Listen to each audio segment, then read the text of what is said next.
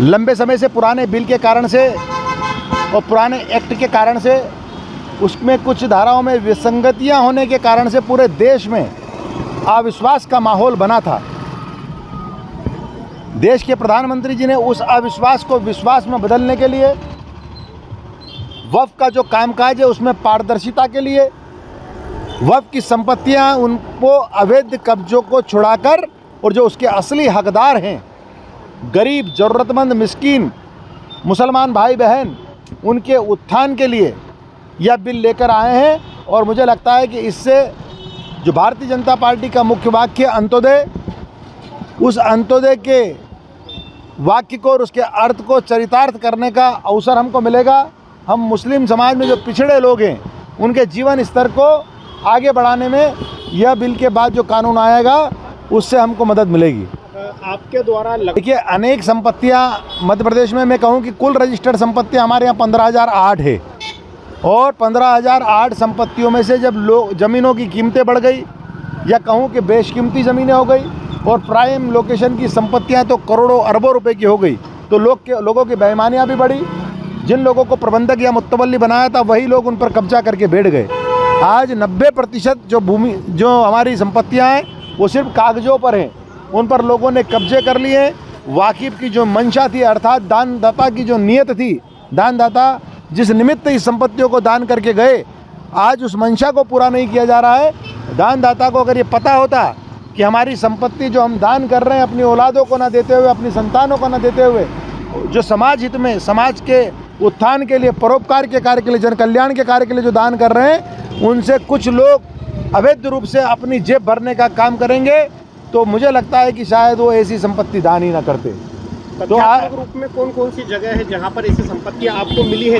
हर जगह। उज्जैन के ही हम अपना उदाहरण ले लें तो यहाँ मदार गेट जो दरगाह है वहाँ पर वक्फ बोर्ड में 15 दुकानें दिखाई गई और पिछले 20 सालों से 115 दुकान बनाकर वहाँ के मुत्तवल्ली उसका लाभ अपना घर चलाने में, अपनी जेब भरने में कर रहे थे। मध्य प्रदेश वक्फ बोर्ड ने जब जांच करवाई तो 115 दुकानें निकली, ऑफिसेस अलग, गोडाउन अलग, 7 करोड़ 11 लाख रुपए की रिकवरी निकाली गई। और जो संपत्तियों से वसूल करने के लिए RRC जारी होती है, रेवेन्यू रिकवरी सर्टिफिकेट, वो सर्टिफिकेट यहाँ जारी किया गया। उसी प्रकार से सागर बीना में 1 करोड़ 84 लाख रुपए की अल्ताफ काजी जी जो हैं वो भी कांग्रेस से जुड़े हुए हैं, रियाज खान भी कांग्रेस से जुड़े हुए हैं, उन पर 1 करोड़ 84 लाख रुपए की RRC जारी की है। इसी प्रकार पूरे मध्य प्रदेश में लोगों की बदनीयती चरम पर है। उन बदनीयती को और बेईमानियों को ठीक करने के लिए भारतीय जनता पार्टी की सरकार ने कमर कसी है और देश के प्रधानमंत्री नरेंद्र मोदी जी सबका साथ, सबके विकास के तहत मुसलमान समाज के जो पिछड़े लोग हैं उनका विकास करने का उन्होंने बीड़ा उठाया है। और मुझे लगता है कि इससे समाज आत्मनिर्भर बनेगा, गरीब ज़रूरतमंद लोगों की मदद हो पाएगी। बिल पास हो गया वक्फ बोर्ड को लेकर, राज्यसभा में भी हो गया।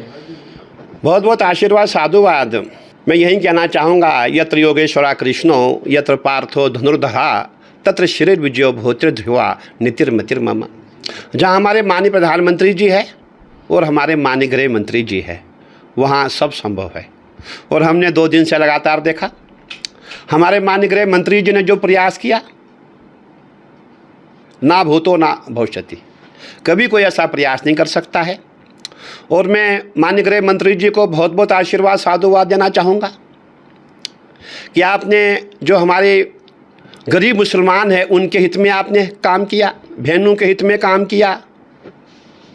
और आपने देखा होगा कल मुझे भी बहुत फ़ोन आए, बोले गुरुजी शाह जी ने ऐसा कर दिखाया जो हमने कभी सोचा भी नहीं था। कहीं जितने छोटे छोटे मज़ार हैं वो भी वक़्फ़ ने छीने हुए थे। और वक़्फ़ बोर्ड ऐसा बोर्ड है जो दुनिया से दान लेता है परंतु कभी दान खुद नहीं करता है। आपने देखा होगा हमारी परंपरा है सनातनियों की, हमारे पास जो भी कुछ होता है वो दान के लिए होता है। मैं याद दिलाना चाहूँगा कोरोना काल, जब कोरोना काल था उस समय वक़्फ़ बोर्ड ने क्या काम किया था। उस समय वक़्फ़ बोर्ड ने कभी किसी को चाय का कप भी नहीं पिलाया था। मैं ये कहना चाहूँगा, क्या आप खाली दान लेने के लिए है, दान करने के लिए नहीं है। इसीलिए जो भी हुआ बहुत अच्छा हुआ और हमारे मुसलमान भाई बहुत खुश है। हमारी ओर से उन सबको बहुत बहुत आशीर्वाद, साधुवाद। अगर आप ये वीडियो YouTube पर देख रहे हैं तो हमारे चैनल को सब्सक्राइब करें और बेल आइकन को दबाना ना भूलें। अगर आप Facebook पर ये वीडियो देख रहे हैं तो हमारे पेज को लाइक करें।